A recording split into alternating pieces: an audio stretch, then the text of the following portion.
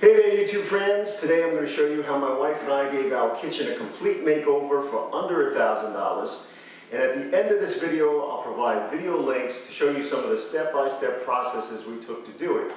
I'll show you how we refinished our kitchen cabinets, how I built the kitchen island, and how I built this pass-through breakfast bar behind me. This is some video from the first night we moved into the house. As you can see, we have our luggage on the floor and not much else. And it was a very dated 70s style kitchen, very dark and dingy, needed a makeover.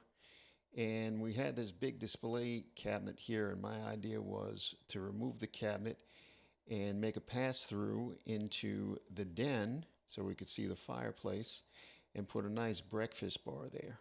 That turned out really well, and it was only a couple $100. Our next challenge was taking on the kitchen cabinets, and as you can see on the left-hand side, our refrigerator wouldn't fit in the spot where it was supposed to go.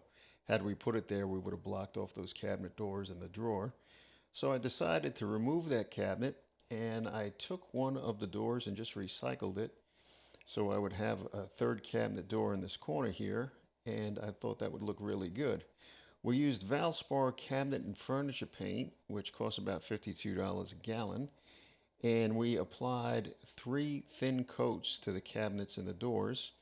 The hardware I just cleaned up with some degreaser, and I gave them a good scrubbing and spray painted them with Rust-Oleum spray paint. It took about 4 days, but it was really worth it. The cabinets came out looking really good, much better than we expected. And it looks much better than that 70s style kitchen, I would say. Now there were 2 layers of vinyl flooring down, and it was really beat up. And I was worried about pulling it up with asbestos, and the floor was uneven. So I thought the best bet would be to go with the Traffic Masters peel and stick tile. That's pretty forgiving, and it's really easy to install. All you do is peel off the backing, lay it down, and stick it to the floor. Of course, we cleaned the floor really good before we put these tiles down.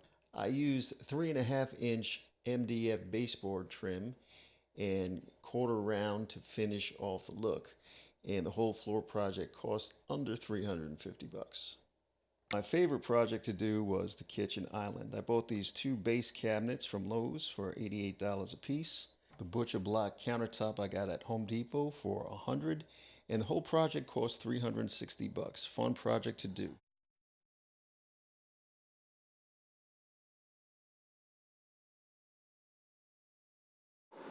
So that's how we gave our kitchen a complete makeover for under $1,000. If you have a little bit of time and a little bit of skill, you can do it too. Here are the video links that I told you about.